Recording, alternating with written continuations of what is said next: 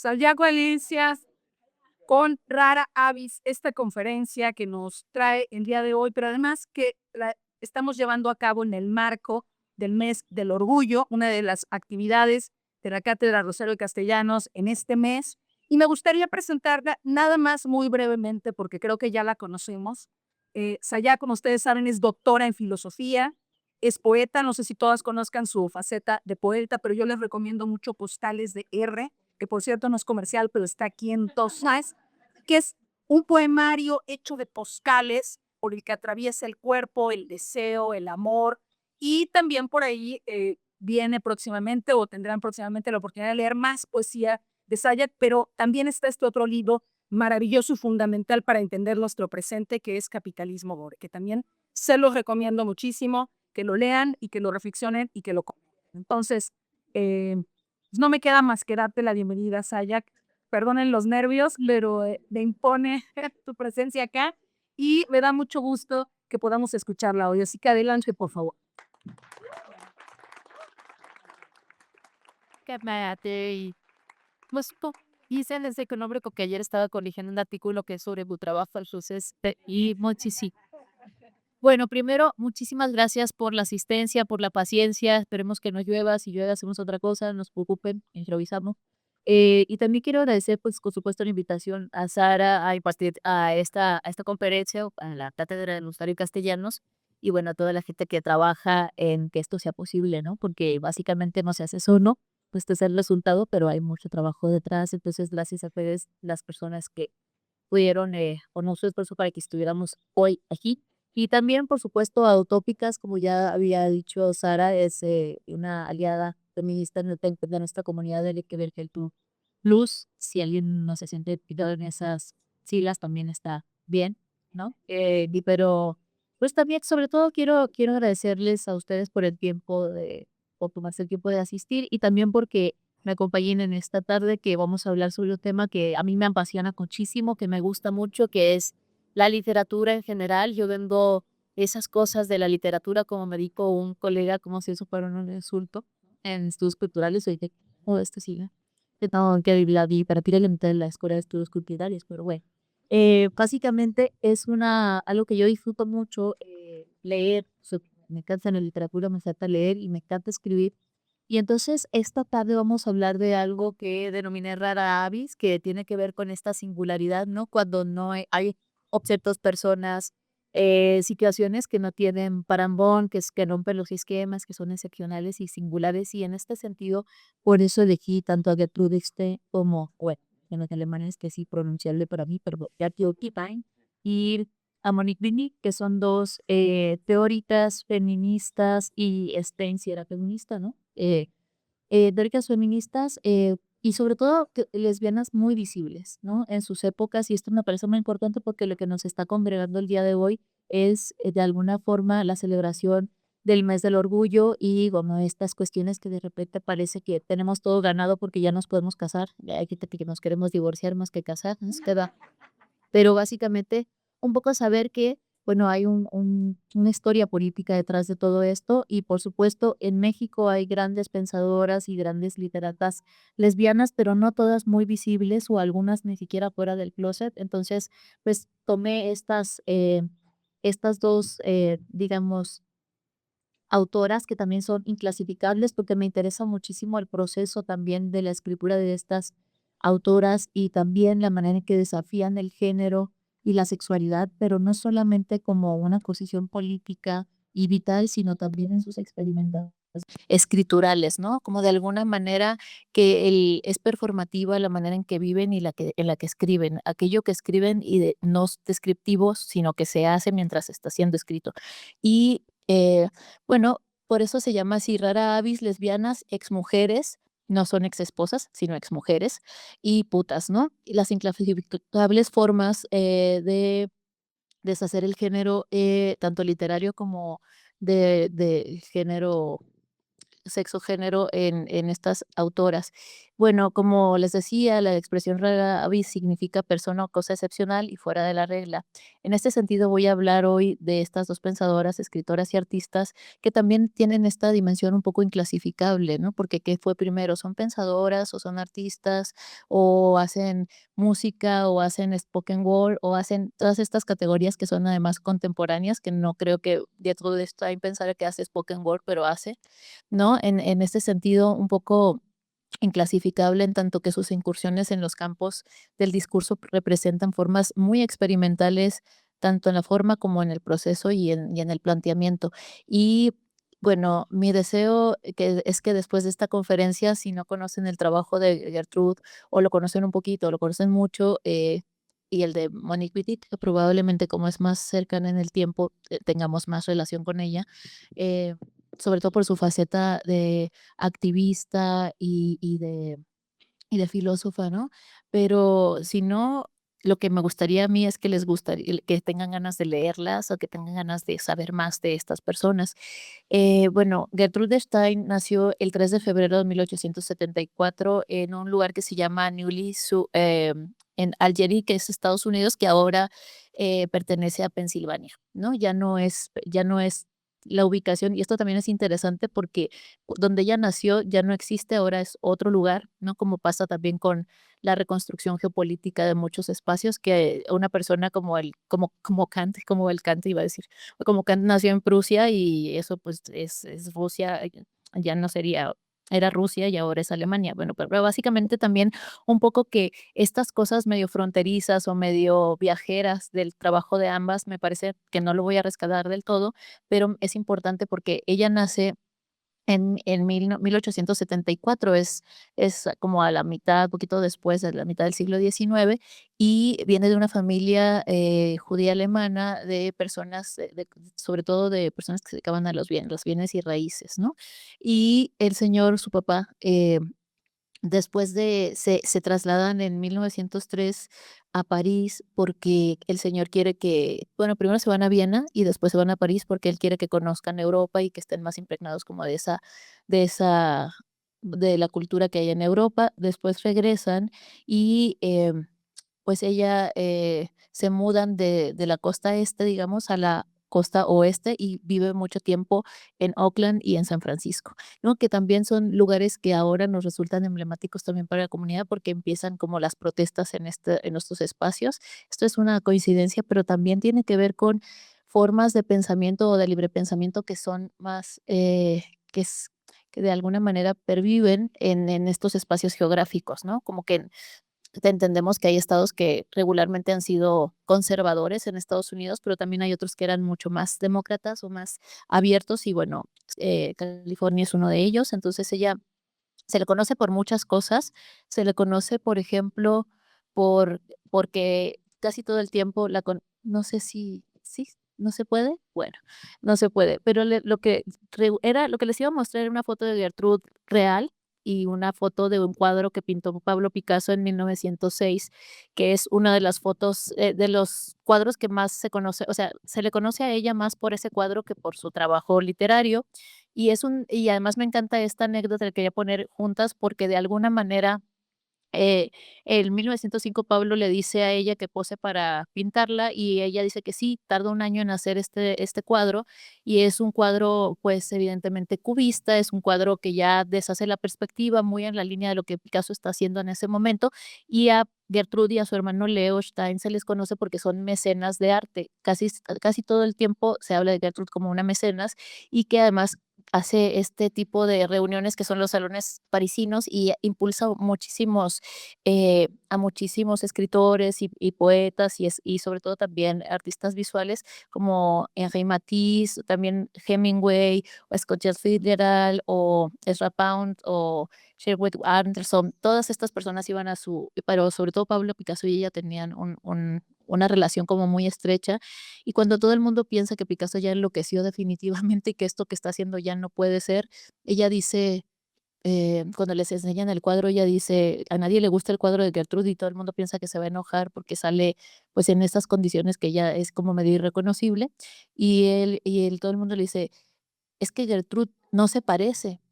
y dice: "Pero se parecerá", ¿no? Y entonces entiende que de alguna manera la sensibilidad del momento no está lista para esta ruptura visual, porque somos demasiado ocular-céntricos, pero también entiende que el tiempo, que el arte moderno en algún momento se va a volver el canon, ¿no? Entonces, bueno, la ponía ahí también porque en el cuadro que conocemos de Gertrude está vestida de una manera, pues digamos del siglo XIX, con un moño y como más o menos femenina, pero en su indumentaria cotidiana Gertrude era muy masculina y eso también ayuda mucho a ver que era una persona muy visible, o sea, tenía el pelo muy corto, se vestía con ropa masculina y tenía pues lo que entenderíamos ahora como como una visibilidad butch muy, pues muy presente, ¿no? También hay que decir mucho que ayuda mucho la clase, ¿no? Gertrude tenía mucho dinero y era una persona con muchos privilegios, pero la inteligencia no te la regalan, eso sí hay que decirlo, ¿no? Puedes tener todo el dinero y luego, pues igual estar en las mismas que si no lo tuvieras, ¿no? Entonces ahí yo creo que sí se puede rescatar y que no es un argumento el hecho de que tuviera posibilidades económicas como en contra de su inteligencia, pero sí lo posibilita y sí lo ayuda, ¿no? Entonces, algo que me parece bien importante de Gertrude es que, pues, ella estudió psicología y estudió con, un señor que es un señor muy importante en la psicología. Fue alumna de William James, que es un señor que inventó cosas muy importantes y que Lu me decía que era el primero que había hablado de plasticidad, ¿no? Cerebral y así.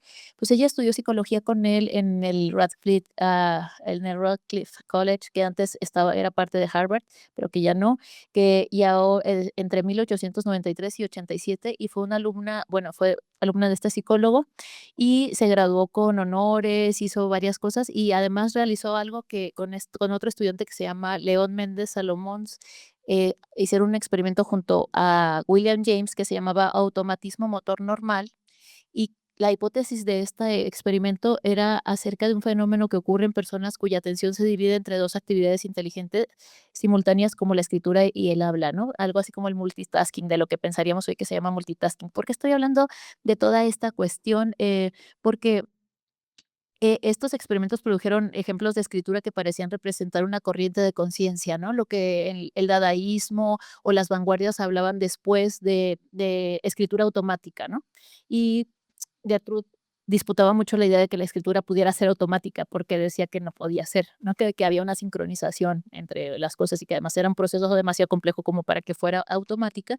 Pero lo que estoy tratando aquí de poner em, es que este estilo, esta corriente de escritura de conciencia, de escritura automática, pues podemos leer a autores como modernistas o premodernistas como Woolf o James Joyce, pero, pero no es, o sea, como que en ese momento no se estaba pensando esta interdisciplinaridad entre esta literatura y lo que se estaba haciendo en los laboratorios. Luego Gertrude eh, salió con honores de eso y se fue a estudiar medicina en la Universidad John Hopkins, que como ustedes saben es una universidad que funciona todavía y que además de ahí proceden casi todos los inventos que conocemos y la farmacéutica y bueno, todo lo que esté pasando ahora mismo a nivel medicina, biología y otras cosas pasa como por esos laboratorios.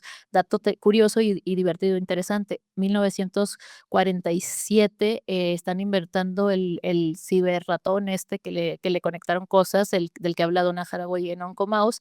En 1947 también está el señor John Money diciendo que el sexo y el género, pues bueno, no habla de sexo, nada más está hablando de que el género, inventa el concepto de género para hablar de la coreografía de género social para socializar a las personas, ¿no? Es en ese laboratorio donde empieza a circular el concepto de género a través de John Money. Eh, y bueno, en este sentido hay un señor que es muy importante para nosotros, aunque desafortunadamente, pero es un conductista que se llama Skinner, que es el padre del conductismo y que además es, yo creo que el héroe de todos los programadores e influencers y gente que se dedica a crear estas cosas maravillosamente seductoras que son las redes sociales, ¿no? Ese conductismo puro y duro, pues el señor ese es así. Pero hablando del trabajo de Gertrude Stein, él tiene un poemario que se llama Tender Buttons, que es de 1912, lo empieza en el 1912 y lo publica en 1914, y es un misterio saber qué significa Tender Buttons. No es tan misterioso, pero en su momento era un misterio, y dice que Skinner dice que este poemario es justamente como se vería un ejemplo de automatismo motor normal, una cosa que ella discute, que dice, no, no es así, no interpretes porque eso no es así, pero, pero lo que quiero decir, traigo ahí un montón de cosas de la biografía, que son muchas y además muy interesantes, porque desde la manera en que se vestía, la manera que escribía, las cosas que pensaba. No terminó la carrera de medicina porque le pareció un entorno demasiado patriarcal, y ella ya decía, ya hablaban de patriarcado en ese momento, o sea, tiene un poema de 1923 que se llama Patriarchal Poetry, que es el que íbamos a ver acá, y nada más les voy a poner como 2 ejemplos del trabajo de Stein, porque es demasiado como además vamos a hablar de 2 personas, ¿no? Y yo creo que ya casi ya se me acabó el tiempo seguramente, me quedé en la anécdota, pero, ella también se vestía sin corsé, era algo así como se vestía como hombre, además se vestía sin corsé, además hasta llevaba el pelo corto y todas estas cosas que resultan completamente cotidianas ahora, pero que en su momento eran totalmente inaceptables y además completamente punibles, ¿no? Porque, ¿cómo se atreve a hacer estas cosas, a desafiar? Entonces, ella decía que en medicina ella se metió a medicina porque dijeron que era lo que había que hacer, porque ella era muy inteligente, entonces hay que estudiar medicina, pero no le gustó, reprobó una materia, creo, de biomolécula, no sé qué, y dijo: "Me voy, porque además esto no me gusta y todos son unos patriarcas y me largo". Y se fue a Europa, y ahí se fue a Francia, sobre todo a París, y, empieza a escribir, ella ya escribía desde antes, pero, empieza a tener como una perspectiva mucho más afirmada en cuanto al proceso de la escritura. Gertrude Stein es fascinante, eh, porque es consciente de lo que está haciendo. O sea, no es como cuando dicen, bueno, salió así, sino que ella escribe sobre escritura y ella piensa sobre escritura y escribe cómo escribir y así, ¿no? Entonces, un poco metanarrativo y me recuerda un poco lo que del el escribidor, hoy está lloviendo, ¿verdad?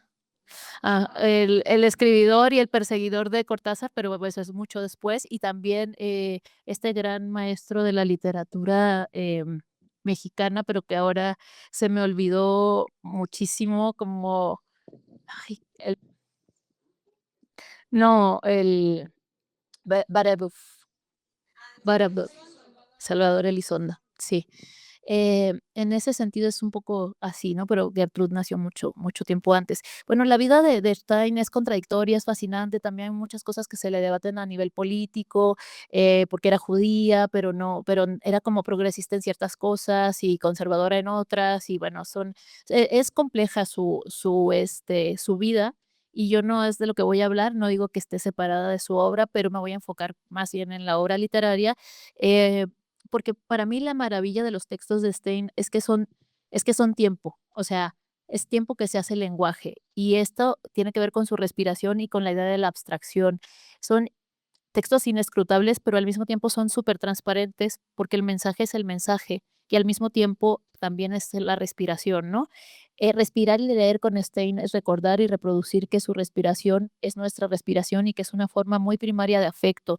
En este sentido, cuando hablo de afecto, es que era lo que ella quería hacer, o sea, quería afectar a los demás y lo que pensaba, y esto no lo digo como a la ligera, sino justamente porque la manera en que ella pensaba en el consciente y en el inconsciente a través de toda la formación que tenía era cómo voy a afectar esto y cómo el consciente se puede volver inconsciente y cómo volver como a esta idea de afecto que, bueno, no los vamos a definir, pero muy encaminado en lo que piensa, por ejemplo, eh, sobre los afectos, lo que piensa Spinoza o lo que piensa Deleuze y Brian Massumi, no tanto desde el lado de los feminismos, sino desde esta idea de lo afectivo como inefable y corporal y otras cuestiones, que es más por esa línea de los afectos, ¿no? Y bueno, Stein juega en dos direcciones. Por un lado es muy abstracta y por otro lado es completamente visceral. En el sentido del sensorium, no tanto de las emociones, sino de lo que despierta el escucha o la lectura del trabajo de Stein, ¿no? Y es una buena conjunción, a mí me parece, donde los afectos son no traducibles, pero también tremendamente vinculantes y evocadores. Y eso me parece importante porque a veces no entiendes lo que está pasando, no entiendes el idioma, no entiendes, pero al mismo tiempo hay una especie de vinculación sensorial que hace que la música o el sonido o la misma relación corporal que se está teniendo, que se comparte, crea un sentido, pero que no es un sentido enunciable. Y eso pasa mucho con el trabajo de Stein. A mí me pasa, pero también creo que es algo como muy evocador, pero inatrapable. Entonces, Stein, lo que sabemos o saboreamos, de ella es que hace lenguaje, tiempo y sentido que van brincando en cada segundo. Por ejemplo, y yo creo que ustedes conocen este poema aforismo que es muy emblemático de Gertrude Stein, de Rose is a rose, is a rose, is a rose, y que hay un chicano maravilloso que hizo una versión que decía arroz, is arroz, is arroz, is arroz. ¿No? Que tremendo, pero me pareció que ambos me gustan porque me parece que desafían cosas en 2 sentidos, ¿no? Pero cuando habla de Rose is a Rose, en donde el sentido del mensaje es la repetición y la caída del sentido, al mismo tiempo que una evocación profunda sobre las reflexiones milenarias sobre la rosa, tan importante para los místicos, pero también en sus conexiones con Venus, con Afrodita, con la Virgen, todas estas formas como formas de decir lo femenino, decir el deseo, la ascensión, y también alguna forma de referirse muy educadamente a una vulva, ¿no? Estamos hablando de una mujer lesbiana, entonces también pensemos en que esta parte de la rosa tiene una dimensión erótica y además cuando lo lees de manera reiterada se puede convertir incluso en un mantra, ¿no? Y el mantra y el éxtasis pues también llevan al placer. Entonces aquí hay algo que me parece completamente evocador y también creo que en clave lesbiana puede ser entendido desde otro lugar, ¿no? Porque hay grandes estudiosos de Gertrude que la leen en un sistema de pensamiento como muy desde la racionalidad sexopolítica de Occidentes. Esto tiene que significar algo y a veces esto significa que no significa nada, ¿no? Bueno, en este sentido, eh, les decía lo de la vulva, es decir, la performatividad del lenguaje de Stein está relacionado con de aquello que es tan grande que solo se puede decir cifradamente o que es tan histórico y político que solo puede reinventarse en una desobediencia absoluta desde el lenguaje y el aparente sinsentido. Su estructura es demasiado desconcertante y parece impenetrable, pero al mismo tiempo es un juego sarcástico y una crítica a la opacidad y complejidad innecesarias de los grandes filósofos de Occidente. Stein solo puede ser entendida como una genia o una idiota. Es lo primero, y ella lo sabía. Uno de los problemas que tenían los críticos literarios y de arte con su obra es que esta no era una obra fácil, pero tampoco era una obra criticable, porque imponía sus propias formas y reglas de lectura y por tanto cualquier crítica convencional no era aplicable, es decir, le daba la espalda al patriarcado y lo dejaba hablando solo, ¿no? O sea, como que decían, es que esto es una estupidez y ella decía, bueno, rebátelo. Y si lo puedes rebatir, hablamos, ¿no? También esto me parece que es algo que no se nos permite regularmente a las personas feminizadas, tener una gran autoestima, ¿no? O creer en nuestro trabajo. O sea, lo que nos toca es estar acomplejadas, estar pidiendo permiso, pensar siempre que lo estamos haciendo mal, que no podemos inventar nada. Y no digo solo los cuerpos femeninos, sino las personas feminizadas en general, ¿no? Que también atraviesa la raza y la clase, ¿no? Lo que no podemos inventar nada, no podemos ser genias, no podemos ser genies porque nuestras condiciones materiales no nos acompañan. Se supone que es así, ¿no? Y con este síndrome del impostor o de la impostora, que dices, bueno, cuando una persona tiene autoestima intelectual, parece que es imperdonable si es una persona feminizada.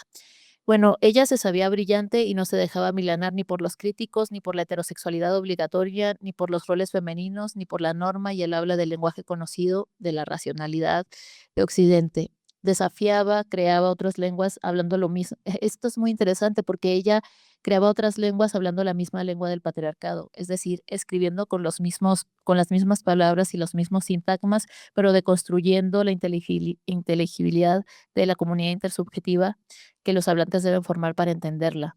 Era una lesbiana butch, como decía, visible en el siglo XIX y también en el XX, pero también podría ser una mística, o una zeta o una teórica de la ontología orientada a los objetos, como se le conoce hoy a la aproximación conceptual sobre la realidad de los objetos desde la perspectiva del númeno kantiano. Ya sé que me fui por otro lado. Pero es interesante porque la teoría de la ontología orientada a los objetos es una teoría de los años 90 del siglo XX. Entonces, que dice más o menos esta cuestión de que las cosas no pueden ser conocidas en sí, sino las cosas son en sí, las cosas son para sí, que por eso habla del número kantiano y estas cosas, pero lo interesante es cómo leer hasta en estos términos, ¿no? Como que las lógicas contemporáneas serían como mucho más no sé si más amables, pero más precisas para pensar el trabajo de Stein, que fue escrito un siglo antes. Entonces, esto es muy interesante porque de alguna manera sus textos también son como una botella en el mar para el futuro, ¿no? Como obras que no pueden ser leídas en su momento y que a veces también dialogan con el pasado, pero me parece interesante que la botella esté ahora aquí y la podamos leer y digamos, ah, mira, está dialogando con el futuro. Y eso es una cosa que me parece muy rescatable. Esto es súper claro, lo del número kantiano y la orientación de los objetos es muy claro en su libro que se llama Tender Buttons, que les decía que es como una prosa poética, un texto un poquito difícil de explicar, pero y también muy enigmático, que se llama Botones tiernos, pero bueno, como lesbianas sabemos que eso puede significar pezones, ¿no? Y yo decía, ¿por qué les cuesta tanto trabajo entender que botones tiernos son pezones? Pero bueno, como que no había lesbianas en el The Room, ¿no? Este, sí, o sea, es como que, y es un texto de 1914 y que está conformado por 3 partes. Una es objetos, 2 comida y 3 habitaciones, en las cuales reflexiona en estos textos sobre lo doméstico y juega con la idea de la evocación y del eterno retorno de lo mismo con diferencia. Eh, Esta diferencia, por supuesto, se ve reflejada en sus textos que nos muestran que un objeto o una experiencia no son nunca la misma experiencia ni para nosotras mismas ni para otros. Y en estos textos también hay ostrañeñas que, como ustedes saben, es esta desfamiliarización de la mirada lectora donde las palabras no significan lo que uno está entendiendo, ¿no? No hay una correlación directa entre el significado y el significante, sino más bien que el trabajo es la pronunciación en voz alta y la respiración para entrar en una especie como de trance, pero también al mismo tiempo, y aquí yo ya no puedo decir si pasa o no pasa, porque mi pronunciación en inglés no es tan fluida como para leerles a Stein, me encantaría, ¿no? Pero yo creo que hay cierta musicalidad en la repetición, probablemente que no podemos, es como cuando juegas aquí con los albures, ¿no? Que hay alguna cosita que gente que sepa mucho español de todas maneras se le va a escapar, ¿no? Porque hay una cosa ahí como del de la fonética y de la sonoridad del lenguaje en sí mismo.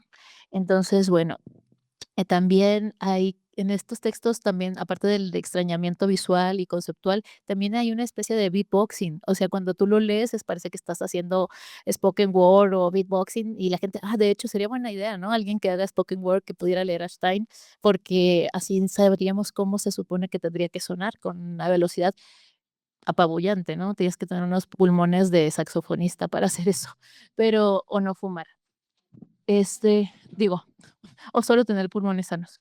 Pero bueno, básicamente, mm, les digo todo esto porque, em, no sé si lo vamos a poder ver al final, ojalá y sí, pero si no, eh, este este esta idea de quitar comas y puntos, que es muy poco ortodoxo, pero en su momento ella es de las primeras que quita la puntuación y que además influye en las escuelas de, digamos, de poesía. Escuela, estoy hablando así como, entre comillas, ¿no? Una escuela de poesía, pero digamos que los beatniks y toda la literatura futura del siglo, de mediados del siglo XX, también trabajan con esta desestructuración y también en Latinoamérica hay muchos casos que se trabaja desde ahí, ¿no? Pero ahorita me estoy refiriendo solo a ella y, esta fragmentación y multiperspectiva de Tender Buttons, después va a ser clasificada como una prosa poética que la clasificaron como prosa poética, que algunos críticos de la época, le denominaron cubismo verbal. Y esto es bien interesante porque, como se acuerdan, al principio hablábamos de que estaba en contacto con Picasso y que nadie quería el trabajo de Picasso de cubismo,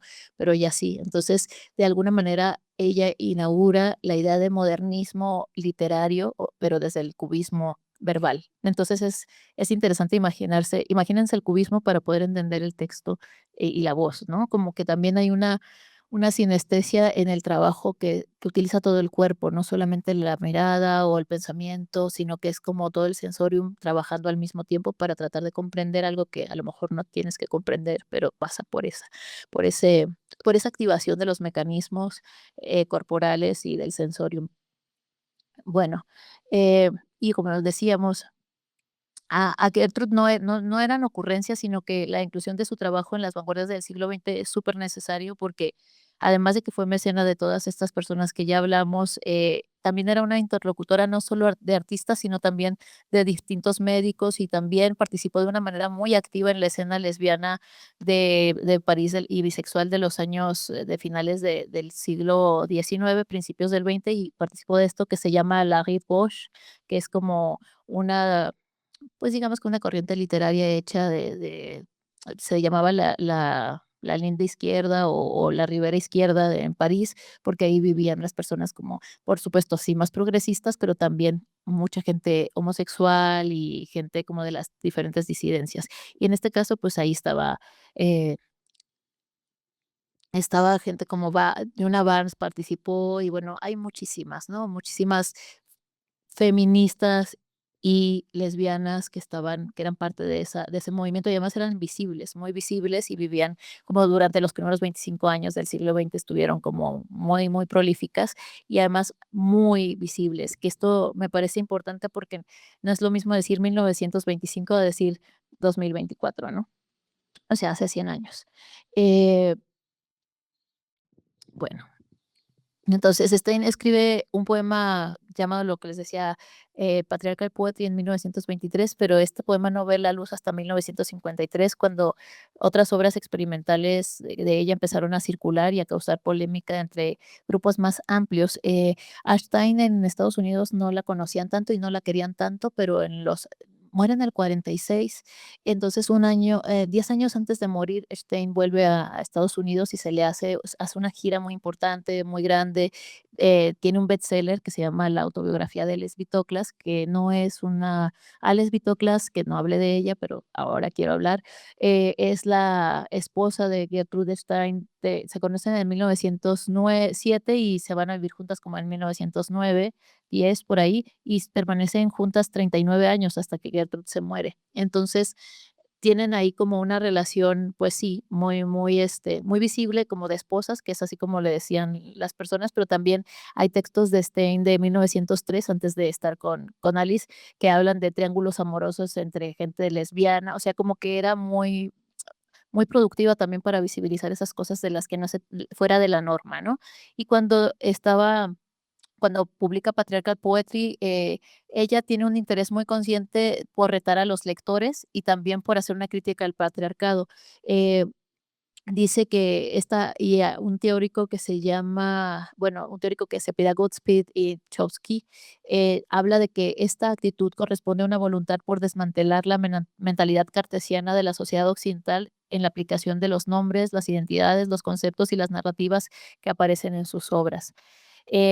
Patriarchal Poetry lo íbamos a proyectar aquí porque, como les decía, no sé si alguien se anima a leerlo, pero está acá.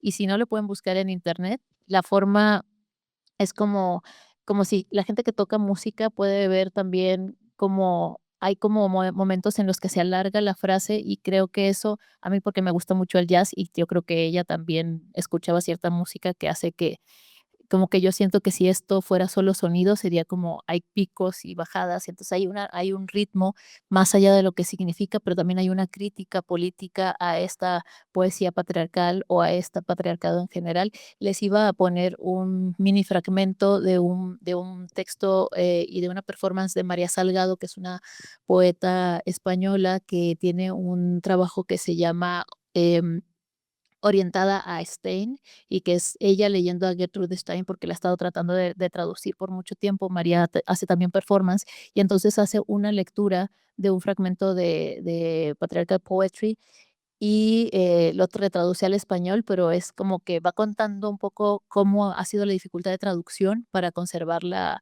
sonoridad y como el ritmo. Y entonces, pues lo tenía ahí, pero no lo vamos a poder ver. Pero bueno, igual María Salgado lo encuentran, así se llama Fragmento Patriarchal Poetry y es del año 2016. Las técnicas empleadas por la escritora, por Gertrude son nombrar y renombrar objetos, sorprender a los lectores, construir nuevos significados y describir la esfera social de la mujer. En este sentido, Stein nos mostró que más que escribir sobre escribir, es decir, reflexionar sobre la escritura, nos dice que también, o sea, ella pensaba sobre escritura, ella escribía sobre escritura, pero también pensar esto no es una sobreinterpretación, sino que es una forma de tomar esta estafeta para seguir en la carrera de conversar con su singularidad sináptica, ¿no? Desde mi punto de vista, no fue solo una pionera en cuanto a escritura, sino que fue una rupturista en torno al género literario y no literario y a la sexualidad normativa, y estoy convencida de que si no hubiera muerto en los años 40 del siglo XX, probablemente hubiera propuesto la teoría queer antes. Y esto me lleva a la segunda autora, que no sé cómo vamos de tiempo, más o menos, que es Monique Wittig y que probablemente ella sí que la conocen mucho más, la han leído y tienen sus libros. Monique Wittig nace en Francia el 13 de julio de 1935 y muere en Tucson, Arizona, en 3 de enero de 2003.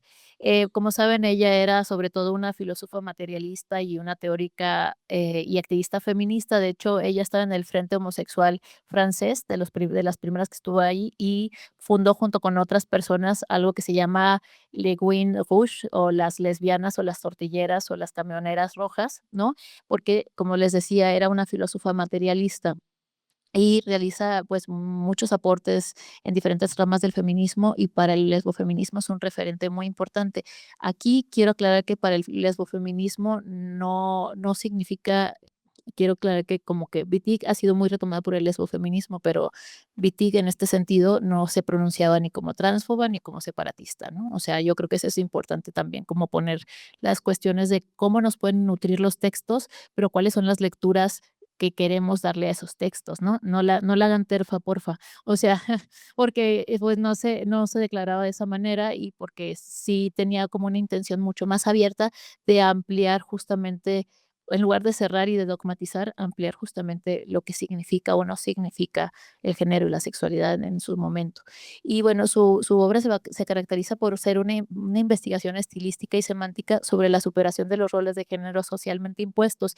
Como saben, tiene grandes aportaciones, y su ensayo más importante, pues, es El pensamiento heterosexual, que lo escribe en los años 70, finales de los años 70, pero no ve la luz como un libro publicado hasta los 90, 92 específicamente, y en castellano hasta el año 2005-6, que se tradujo. Pero además aquí hay un retruécano interesante, porque Sam Bussier, que es este filósofo francés también muy experto en teoría queer, me decía que Wittig escribió El pensamiento heterosexual en inglés, aunque ella hablaba francés. Originalmente lo escribió en inglés para una conferencia de la MLA en el año 78 o algo así, y que llegó en inglés a Francia, y que Sam le dijo: "Yo te traduzco al francés", y entonces retradujeron el libro, o sea, lo rescataron y lo retradujeron en los 90 al francés, y ahí apareció y se volvió como más notorio, y ya después transitó hacia el español.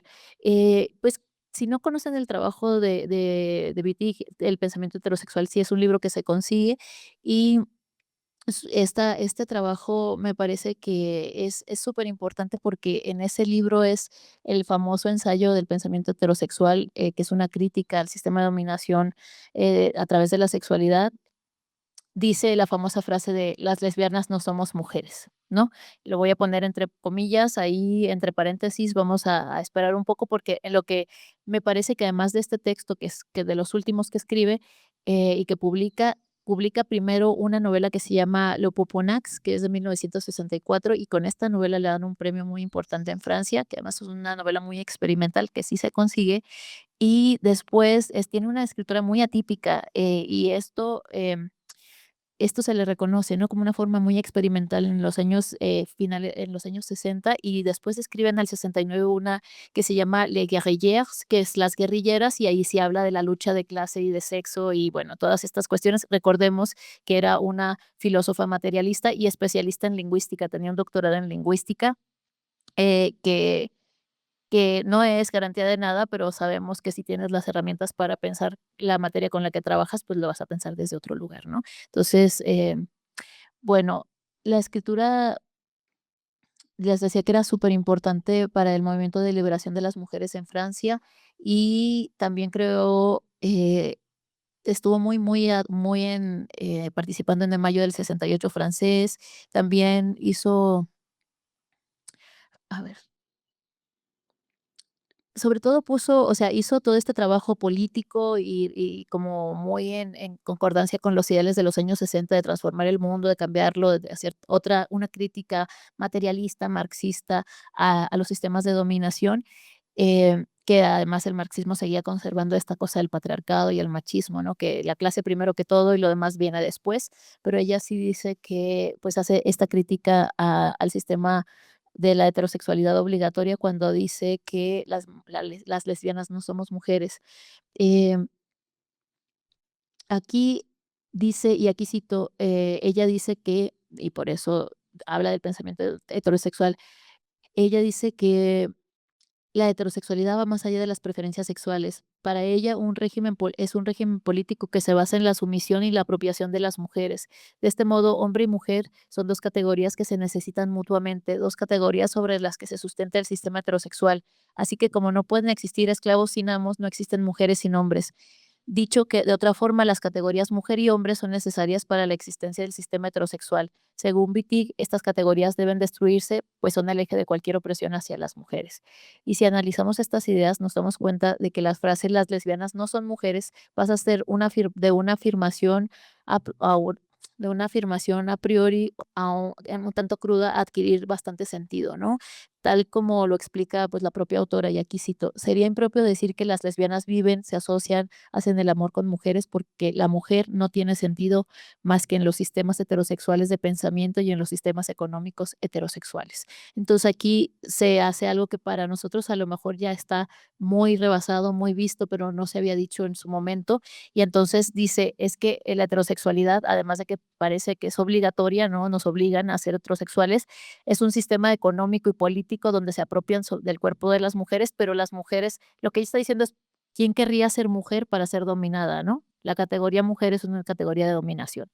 Entonces entiendo que hay muchos matices, pero por supuesto, TERFA no puede ser. O sea, está diciendo que lo dice con sus propias palabras, yo no estoy diciendo nada malo, ¿no? O sea, dice, además, el sexo es para la escritora francesa un constructo social que emana de la explotación reproductiva, o sea, tampoco cree que existe el sexo. Es la opresión lo que crea el sexo y no al revés. Lo contrario supondría que es el sexo lo que crea la opresión, es decir, que la causa de la opresión debe encontrarse en el mismo sexo mismo, es un supuesto de división natural, y ella lo cuestiona, ella dice que no, que el sexo existe solo para justificar esto que es al revés, ¿no? Que se inventa a partir de la explotación. En este sentido, Wittig es una precursora de la teoría queer y una escritora experimental, pero su bomba crítica contra el pensamiento heterosexual sintetizado en esta mítica frase de "las lesbianas no somos mujeres", abre la puerta para desarrollar un pensamiento crítico no esencialista y de alguna manera y muy sucinta, con este aforismo, nos libera de la cárcel del sistema sexo-género y de las funciones sociales que nos han heredado e impuesto por nuestra corporalidad, entre comillas, genitalidad, y por nuestra obligación a defender la heterosexualidad como un instinto y no como un sistema de dominación impuesto. Así Wittig nos da la llave para huir del esencialismo, pues nos convierte en ex mujeres, es decir, en disidentes de género y sexualidad. Más aún, se ocupa de pensar, escribir y crear un imaginario sexual placentero, donde el cuerpo lesbiano no se reduce a la reproducción, sino que se concibe como un cuerpo para el placer a través de muchas obras, y sobre todo tiene todas estas obras, la de las guerrilleras, que es de 1964, perdón, 69, y también tiene un libro que, curiosamente, todos los libros que se tratan de lesbianismo explícito y de placer se agotaron y no se reeditaron, ¿no? No sabemos por qué, no queremos pensar en censura, en fin. Pero bueno, El cuerpo lesbiano es un texto de 1973 y tiene otro texto del 76 que se llama Borrador para un diccionario de las amantes, y el último que les decía es el de El pensamiento heterosexual y otros ensayos, que es de los finales de los años 70 y se publica en los 90. Pero Wittig nos hace transitar por otras formas críticas de practicar la desobediencia sexual. Esto me parece muy importante porque la imaginación política que vinculada a la sexualidad no puede estancarse en una cosa que no tenga imaginación. Lo que no tiene imaginación se muere, ¿no? Y básicamente o son estos afectos tristes de los que se habla mucho en la teoría de los afectos, sobre todo con Spinoza. Entonces, por ejemplo, retoma la figura de Safo como un referente lésbico muy presente importante dentro de la tradición griega, es decir, nos muestra huellas de una genealogía lésbica que a pesar de existir es poco conocida. En El cuerpo lesbiano, que es este libro maravilloso que se reeditó, que ahora ya se consigue, y que la primera edición, 1973, yo les traía como unas imágenes, eh, nos dice que hay en este texto hay una experimentación con el lenguaje, pero también una especie de elisión, sobre todo una elisión que coloca eh, en la ruptura de los pronombres personales del yo y del mí. Y esto me parece muy importante. Quería enseñárselos, pero en francés y en la traducción también lo conservaron. El je o el yo está elidido, o sea, está atravesado por un, por una, ay, ¿cómo se llama esa barra? Eso es, una diagonal, me salió la otra palabra, ¿verdad? Sí, por una diagonal, y lo que pasa es que es muy visual, pero también es muy contestatario con la idea de sistema de propiedad y sistema de individualidad. O sea, el yo no existe. Eso dice ella, el yo es en relación, entonces no podemos afirmar un yo. También es una bofetada al psicoanálisis y todos sus pleitos internos que discute muy bien en el pensamiento heterosexual, pero que en el cuerpo lesbiano lo coloca de una manera que parece muy sencilla, pero es tremendamente complejo, ¿no? El I del yo y el I del mí. Entonces, aquí esta elisión en los pronombres personales está en clara concordancia con sus apuestas políticas desde el feminismo materialista que rechaza toda forma de individualismo, pero también por su duda radical sobre la identidad cerrada como una manera de poder y de gobierno que tiene el lenguaje para dominar nuestros cuerpos. Así, Monique Wittig se encarga de crearnos una genealogía para los cuerpos lesbianos, un lugar donde ser lo que queremos y no lo que se desea de nosotros, y donde no está prohibido ni mistificado ser lesbiana, ¿no? Esto me parece súper importante porque ser lesbiana es algo que somos entre otras cosas. Es muy importante para nosotras, las que somos lesbianas, pero la mistificación no nos ayuda y por supuesto la deshonra tampoco. Los dos son de orden simbólico de la idealización, ¿no? Como dice Nirmal Puwar, que es una teórica de ascendencia, creo que ella es bengalí, pero ya ella es inglesa de ascendencia bengalí, decía como deshonra y mistificación pertenecen al mismo orden simbólico, el de la idealización. Y todo lo que se idealiza, pues se vuelve intocable, se vuelve dogmático, se vuelve no solo complejo, sino inasible, ¿no? Y entonces nos dejan unas encrucijadas muy poco resolutivas. En este sentido, como decía, crea una genealogía para los cuerpos lesbianos y también eh, la obra de ella nos habla tempranamente de la no naturalidad del pensamiento heterosexual y la no naturalidad de los sistemas de dominación que utilizan la corporalidad como un pretexto para esa dominación, ¿no? Entonces, creo que bueno, ya no alcanzamos a poner este poema visual, pero hay en internet un poema visual que hizo Marina Freixas Roca, que es un fragmento del borrador del diccionario para las amantes, está en Vimeo por si lo quieren buscar, y ahí va mostrando, o sea, la manera en que ella piensa el placer, pero la manera en que reflexiona sobre la frontera, sobre el cuerpo, sobre el deseo, sobre el yo, sobre varias cuestiones que me parecen muy evocadoras y que además también hay algo que me parece bien interesante de Wittig y que es una desobediencia tanto literaria como vital, y que en El cuerpo lesbiano no solamente habla de las partes, em, digamos, deseables del cuerpo, sino que también habla de las cosas no tan deseables o no tan femeninas, ¿no? La mierda, las vísceras, describe los tendones, el moco, todas estas cosas que regularmente están como que se rechazan de los universos femeninos porque no son de buen gusto, pero también entendemos que de alguna forma ese cuerpo lesbiano es todas esas complejidades y toda esa suciedad también y toda esa realidad, ¿no? Una materialidad compleja que no se reduce a oler bonito y a cerrar las piernas, ¿no? Entonces, ya para cerrar, gustaría decir que pues estos son apenas unos apuntes. Traje mucha información, pero estaba editando y por eso se oye así como un poco cortado. Para ver unos apuntes sobre la vida y la obra de estas pensadoras que son escritoras, que reinventan las posibilidades del lenguaje de forma transdisciplinaria, dos aves raras en un mundo que todavía nos pregunta por qué necesitamos un día del orgullo gay y por qué los heterosexuales no pueden tener su propia fecha de orgullo. Muchas gracias y quedo atenta a sus comentarios, sus preguntas y a sus improvisaciones.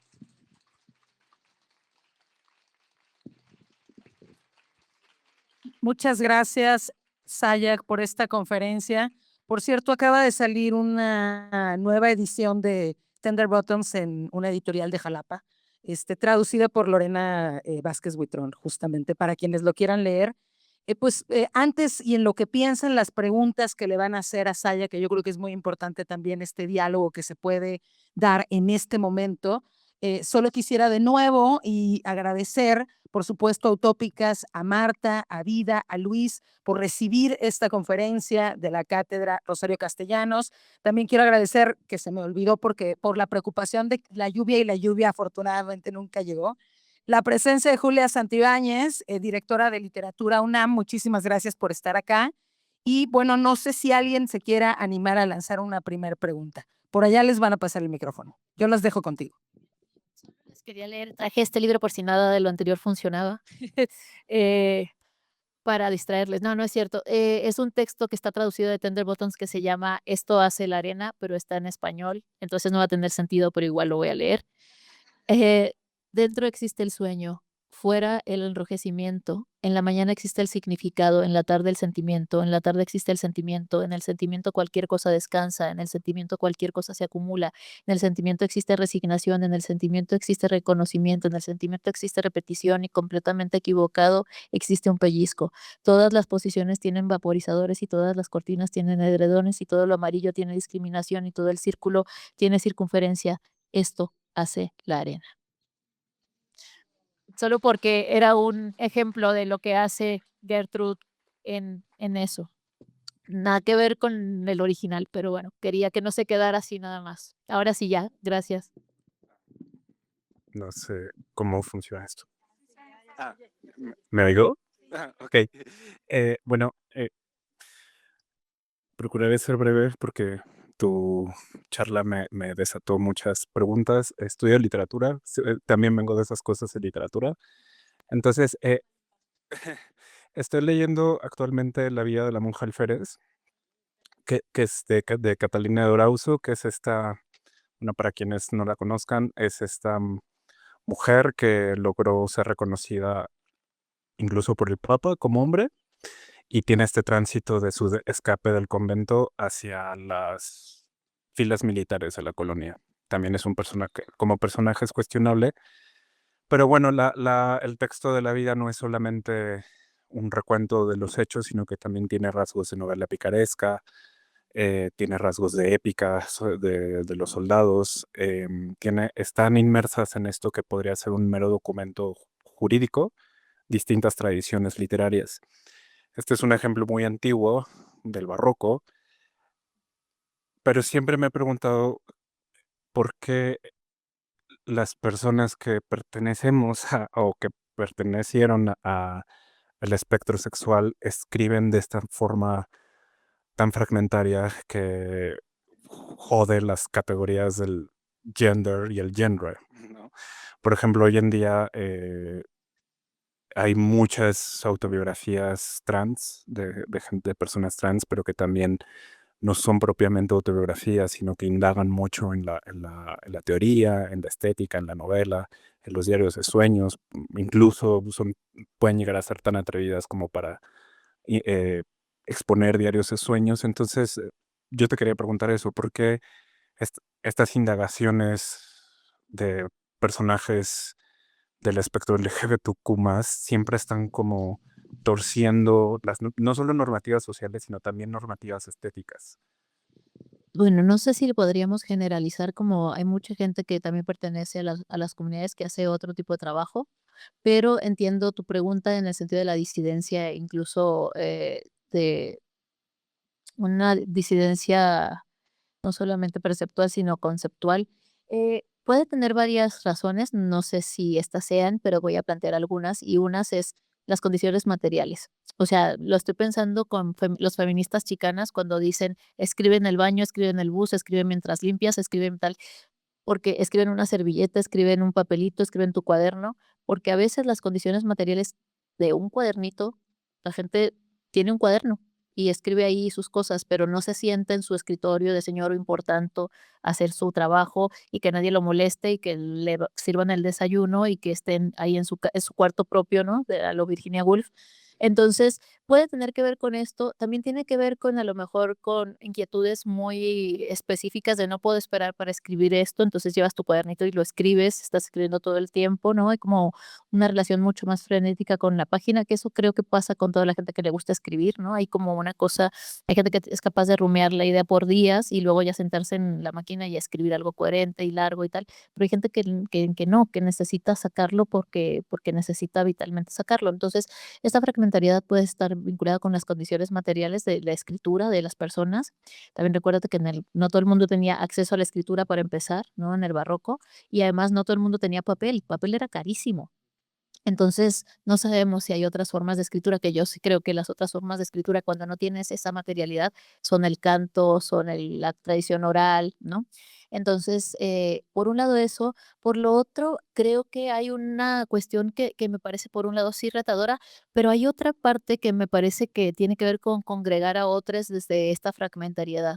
O sea, no dar toda la historia, sino hacer que la otra persona, las reglas de lectura de la fragmentariedad, hacen que la otra persona construya el texto. Te lo digo porque, bueno, este texto que se llama Adrian Book es mi libro fantasma, que el capitalismo se comió todo porque apareció al mismo tiempo, pero este es mejor, la verdad. Este, pero este libro es una novela trans sobre un detective trans, pero está escrito en forma fragmentaria. Entonces la novela la haces tú. Cuando lo terminas de leer, te das cuenta de que la forma y el mensaje son parte del trabajo del lector. Y eso me interesa mucho porque creo que la gente que realmente nos gusta escribir o pensar o lo que sea, no te gusta pensar solo, no piensas sola y ni piensas sole. Entonces, le pones el trabajo a la otra persona de hacer una decodificación también desde su propia singularidad, ¿no? O sea, cuando lees un aforismo, dices, wow, ¿cómo puedo condensar todo eso en tan pocas palabras?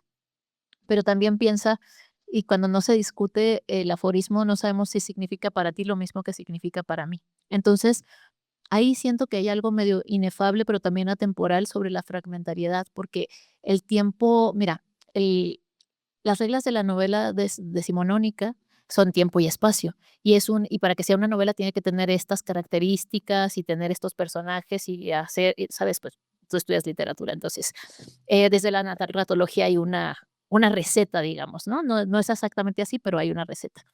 Eh, la gente que no quiere recetas es porque básicamente entiende que el acto de lectura es un acto muy creativo también.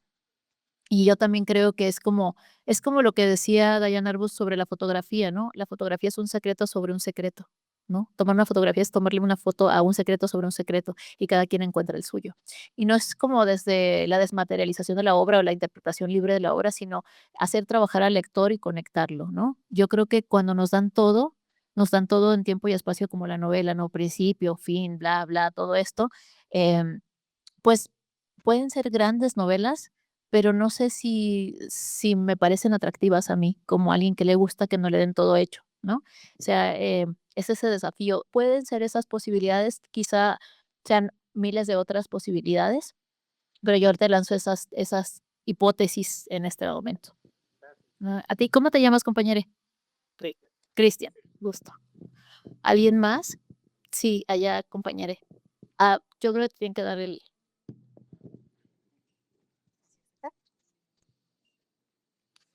Muchísimas gracias. Fue una charla fascinante, como siempre. ¿Cómo te llamas? Pablo, Pablo, mucho gusto. mucho gusto. No, estaba pensando, me gustó mucho que tocar a Gertrude Stein desde el punto de vista como del Object Oriented Ontology, ¿no? De esa cuestión de los materialismos, nuevos materialismos.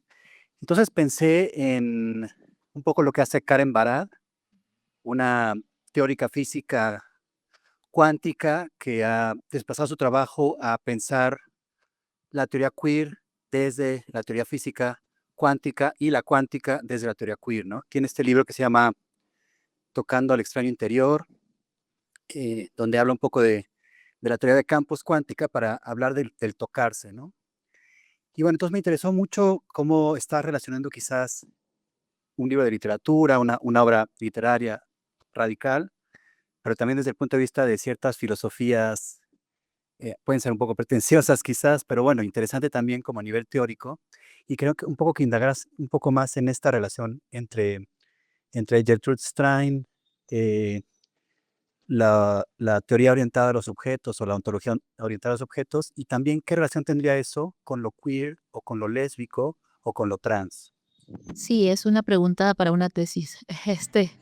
Pero sí, o sea, me refiero, no conozco tanto el trabajo de Karen, me gustaría conocerlo más. Yo estaba pensando más en Harman cuando estaba hablando de esta ontología orientada a objetos, pero le voy a pedir, le voy a pedir allá a la experta en nuevos materialismos que responda.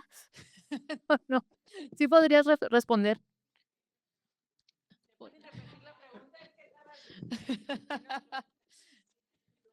Sobre Karen Barad, nuevos materialismos, ontología orientada a objetos. Me encanta porque esto ya ves también puede ser como plástico.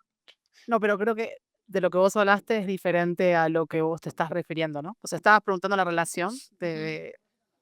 Entre teoría queer y Sí, sí, sí. Yo creo que ahí lo interesante sería pensar en la agencia de los objetos. Por ejemplo, desde los nuevos materialismos feministas o como Karen Barad lo está planteando, un objeto que te afecta también y que se transforma en sujeto al mismo tiempo, digamos. O sea, que no estaría el concepto de objeto en sí como algo estático, sino que sería más dinámico. gracias. Bueno, digo, porque yo sé muchas cosas, pero hay cosas que no sé tanto, entonces sí sé que hay gente que sabe, entonces me encanta esta respuesta coral. Em, y en ese sentido, quizá a lo mejor lo que a mí me sugiere, y ya te dijo Lu lo de Karen, pero lo que a mí me parece interesante es la manera ultra racional que tiene Occidente para poder acercarse al cuerpo y a la materialidad.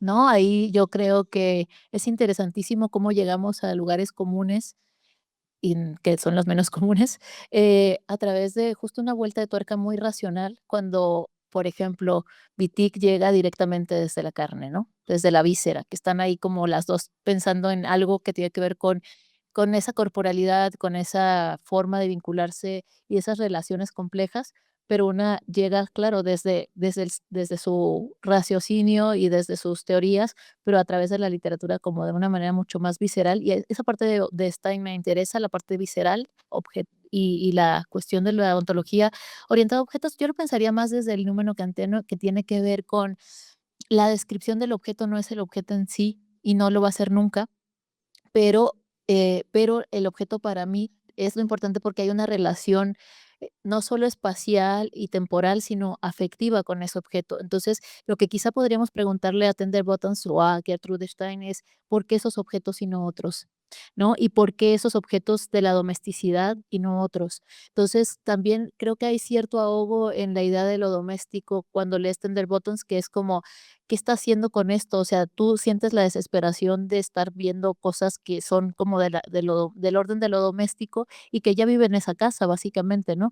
Pero si has vivido en una casa donde te parece, o sea, por un lado está el lastre y por otro la fascinación, ¿no? Como decía, y voy a llevarlo a Cortázar, cuando decía en El Perseguidor que decía, ¿por qué pensamos que una lata de sardinas es solo una lata de sardinas, ¿no? Entonces, este juego también experimental de cuando estás en un entorno que evidentemente no reconoce tu trabajo porque básicamente es ininteligible para ese entorno y que quien sí lo reconoce, pues a lo mejor te aburre o no sé. Yo siento que hay una dimensión de relación afectiva y afectante con el objeto, ¿sí? Pero también cómo se relaciona esto con la teoría queer y con esto, bueno, porque rompe la lógica, de alguna manera sabemos que la teoría queer rompe la lógica entre género, sexualidad y genitalidad, por decirlo de alguna manera rápida, que es esta, como esta triada que parecía indisoluble, pero ella lo hace a través justamente de la conexión con esos objetos y la manera en que esos objetos se comunican con ella, pero que al final esa comunicación en realidad tiene que ver con solamente tu relación a través de la corporalidad, pero también de la racionalidad para poder orientarte en ese espacio, digamos, ¿no? Lo que decía Lu de la agencia de los objetos, quizá eso también lo podría haber pensado usted, yo no lo sé todavía, podría ser algo para investigar, pero sí como que romper un poco la normativa de lo que puede ser inteligible y sobre todo, ¿por qué tenemos que explicar todo? Yo creo que también esto era la idea de Stein de por qué tenemos que explicar todo. Luego, si me preguntas otras cosas más locas, es como cuáles son los subterfugios que encontramos para desandar las narrativas tradicionales. Por ejemplo, formas de simbolización o de abstracción muy concretas.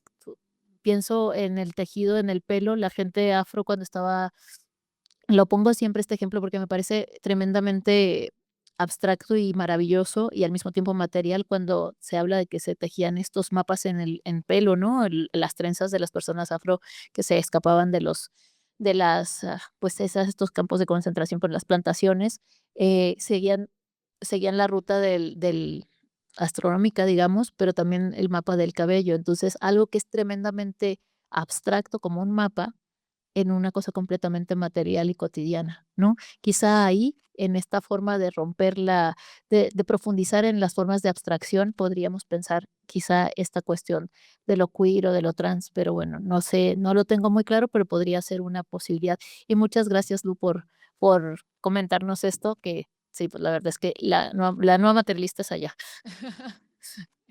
Gracias. Hola, Hola, ¿cómo te llamas? hola, mi nombre es Pris. Hola. Hola. Bueno, creo que al igual que todos aquí, ¿cómo le hago así? Ok. Aprendí un montón y la cagué con el micrófono. Y no sé, o sea, es más como una duda, también digo, no sé si estoy buscando un poco de validación, pero creo que últimamente he estado pensando mucho en que yo no soy mujer, soy lesbiana. Y sobre todo, como he pensado mucho esto en la poesía, aunque suene bobo, este, en que, no sé, cuando leo literatura de hombres, gays, pues no dicen: "Soy un hombre que amo a otro hombre", dicen: "Somos gays". Y siento que mucha de la literatura lésbica es: "Soy una mujer que habla a otra mujer que ama a otra mujer", y yo, pues, no soy una mujer que ama a otra mujer, porque para empezar, ni mi pareja ni yo somos cis.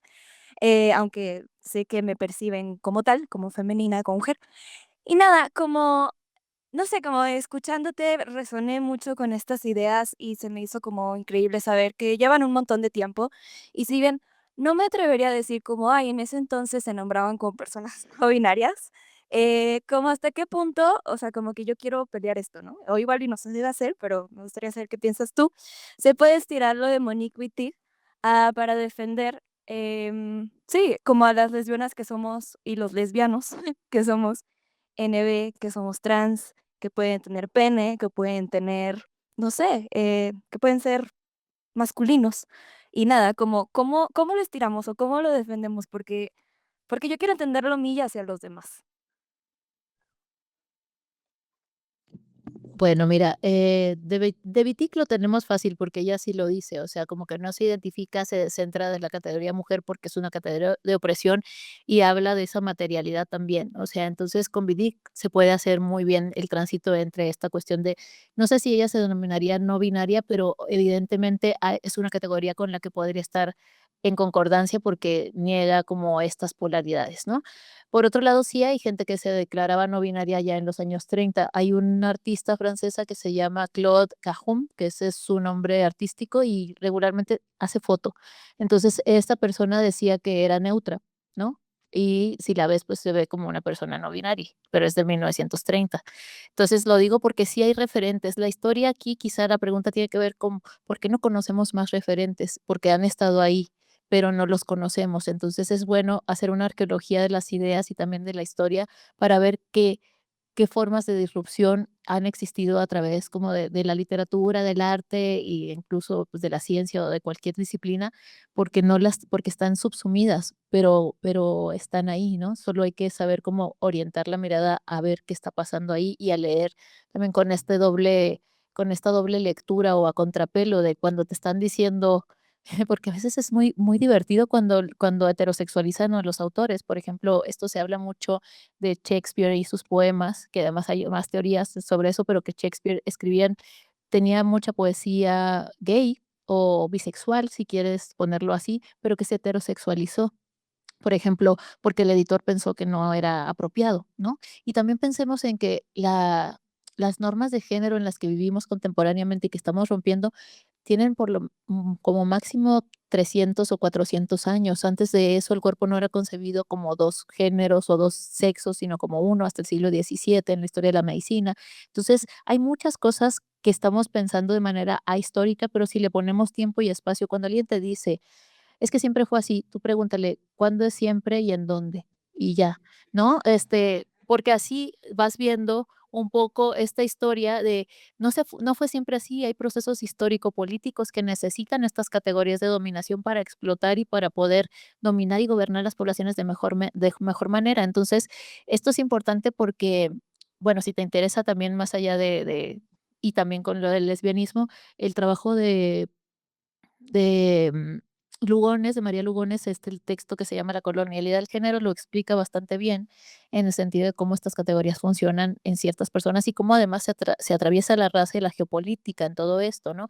¿Quién quiere ser una mujer si ser mujer es un espacio de dominación? A menos que tengas mucho dinero como Stein o como no sé quién, pero incluso así, ¿no? Sigue siendo el segundo sexo, ya como lo dijo en su momento Simone de Beauvoir. Entonces, yo sí creo que si ahora que tienes ese deseo, vas a encontrar más pistas. Y también cuando en el texto dice, algo gay o algo lesbiano y que te dicen: "No, es que se refería a su mejor amiga", dices: okey". O sea, como cuando quieren decir que Emily Dickinson era heterosexual y que le escribía a Dios o una cosa así. Entonces dices: Uy, guau, qué gente o sea, ¿cómo? ¿Qué?". No, no, bueno, que te quieren convencer de que no ves lo que ves, ¿no? Y eso es bien interesante. Confía también en lo que tú ves, en lo que tú sabes y en lo que tú quieres preguntar, porque yo creo que esa es la mejor forma de orientarse en el mundo, ¿no? Saber qué quieres saber y cómo lo vas a encontrar. Entonces, bueno, gracias. Sí, adelante. Y allí y ahí. Ahí voy, ay.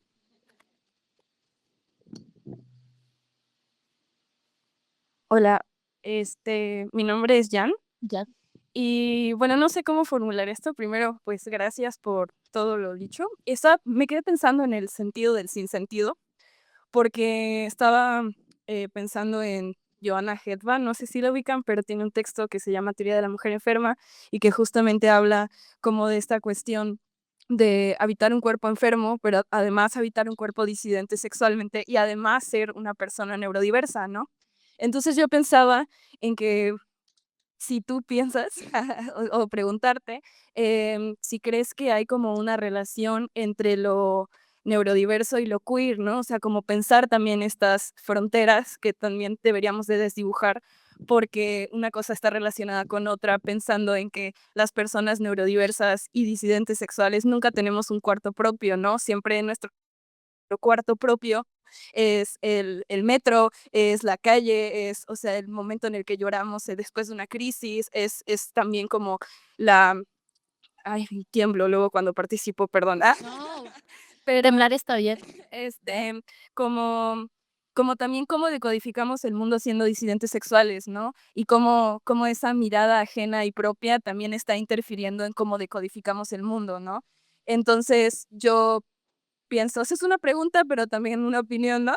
Okey. Como que yo pienso que no se puede pensar la disidencia sexual sin tomar el factor neurodiverso, ¿no? O sea, como yo soy neuroqueer, ¿no? O sea, como desde esa es mi postura política, ¿no? Y como te escuchaba y decía, esta persona suena a una persona neurodiversa también, ¿no? Entonces, como digo, no lo sabremos tal vez, o sí, pero no sé, o sea, era un poco como hacia allá mi pregunta. No sé si se Sí, entendió. la entendí, o creo que la entendí, pero la historia con esto, mira, creo que por un lado me parece muy importante esta relación que estás haciendo, pero yo te invitaría o las invitaría a no abrazar las patologías que nos impone el sistema como si fuera parte de nuestra comunidad, en el sentido de que la singularidad no siempre es una patología, ¿no?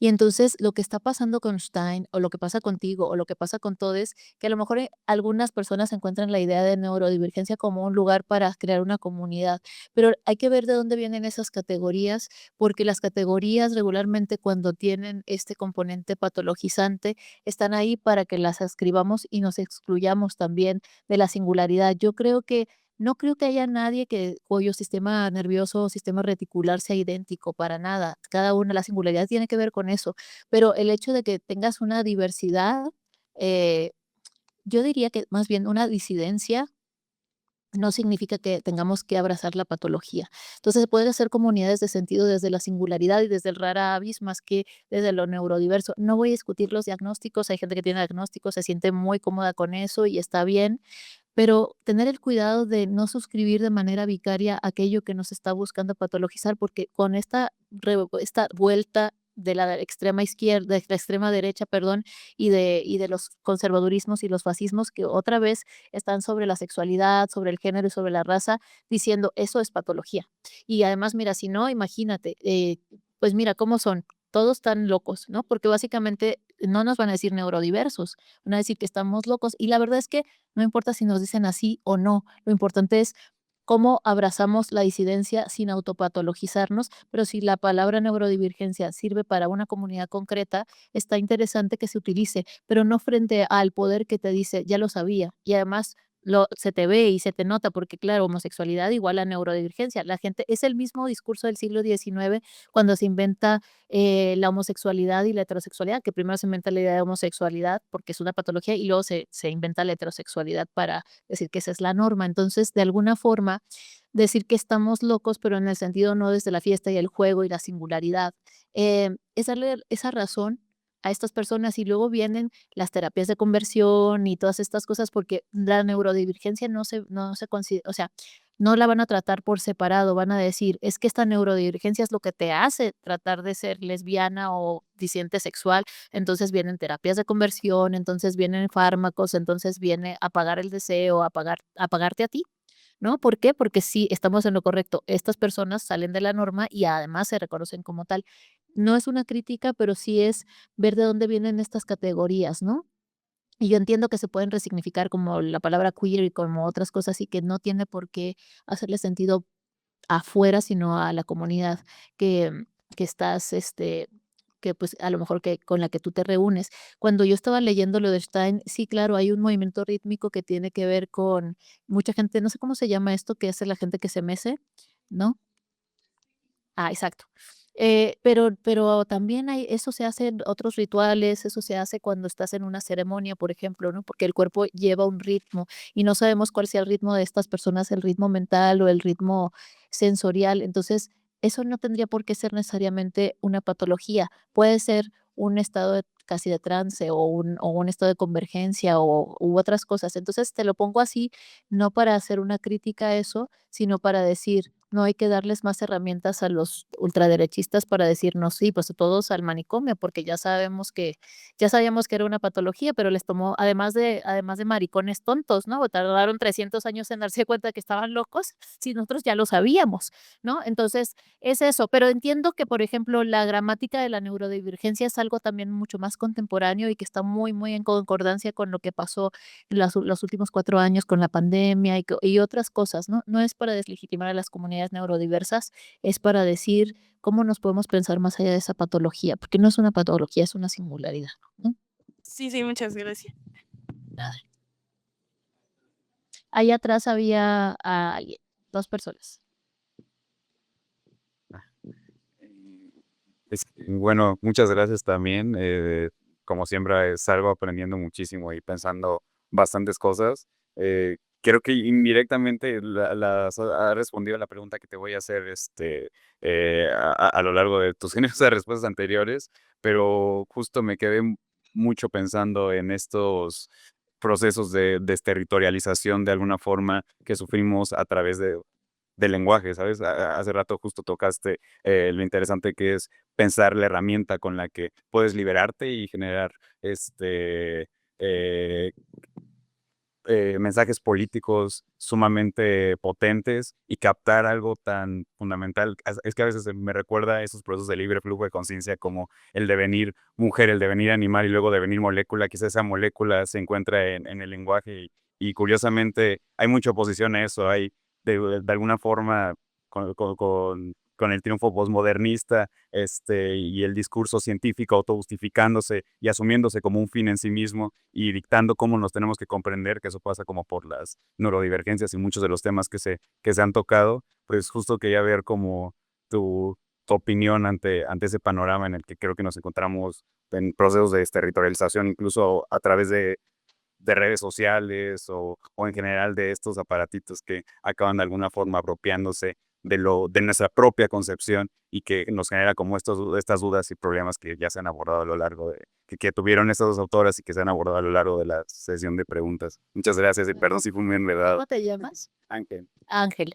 Bueno, primero, gracias por la pregunta y voy a hablar directamente de los procesos de desterritorialización del sensorium o recaptura del sensorium a través de lo que tú dices, de los medios digitales y del consumo digital, porque por un lado sí hay un estrechamiento del pensamiento, o sea, lo que hizo la racionalidad sexopolítica de Occidente durante el siglo X, del siglo XV al XVIII, pero también del XVI al XIX, que son dos temporalidades distintas porque pensemos en que nuestra colonización fue por vía española y hay la otra colonización o el otro dispositivo de pensamiento muy importante pues es el racionalismo, pero que viene desde la ciencia, la ciencia no cartesiana, sino la ciencia inglesa, ¿no? Digamos, y bueno, tiene que ver con muchas cosas, la reforma, la contrarreforma, bueno, pero cosas que no nos vamos a meter ahí, pero a lo que quiero ir es que tienes razón con la idea del estrechamiento del pensamiento y las pautas para pensar con cierto lenguaje. O sea,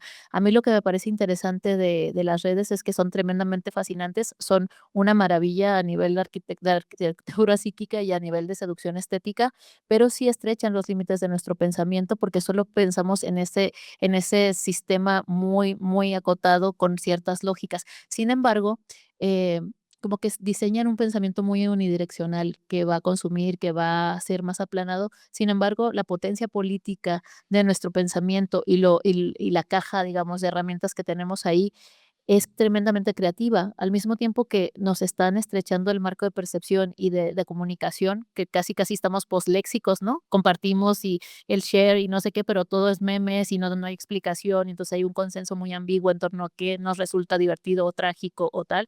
Es como que nos estamos quedando sin lenguaje, pero al mismo tiempo eso parece, pero al mismo tiempo estamos inventando muchísimos lenguajes, ¿no? O sea, el trending topic de hace año y medio, 2, lo de la queso, que yo decía: "¿De dónde viene esto?". Y te vas allá a la que soporte y la que no sé qué, que dura 2 días, pero que hay una acumulación de creatividad en estas tendencias del folclore digital que crean un sensorium distinto. Pero quizá lo que pasa con esto es que, como hay una aceleración en la temporalidad y todo es mucho más desechable, el problema es que no se crea una memoria política y de resistencia frente a otras hablas que sí perduran. La arquitectura de la psique que conforma la psicopolítica digital es más duradera a nivel de estructura que toda la creatividad del folclore digital que desarrollamos. ¿Por qué? Porque hay un asedio en contra de la memoria y del lenguaje, ¿no? Entonces se estrecha por un lado, pero la gente desborda esos confines con sus prácticas de interacción con el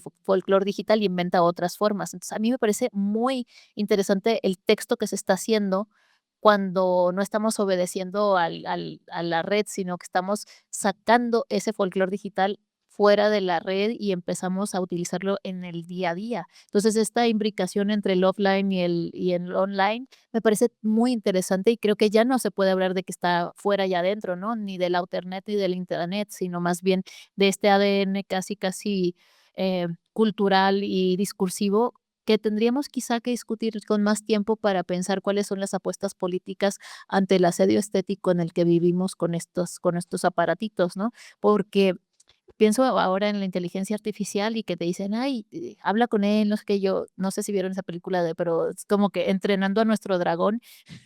Básicamente, pásale, descárgate tu subjetividad a la máquina. Eso no va a pasar, no se preocupen, porque realmente la singularidad es mucho más potente que eso, pero sí me parece que básicamente la potencia es justo ocupar esas redes ya sinápticas y de comunidad digital, digamos, para hacer contraofensivas tanto estéticas como políticas. Eso, bueno, ya lo desarrollaría en otro momento, pero eso sería lo que tendría que decir.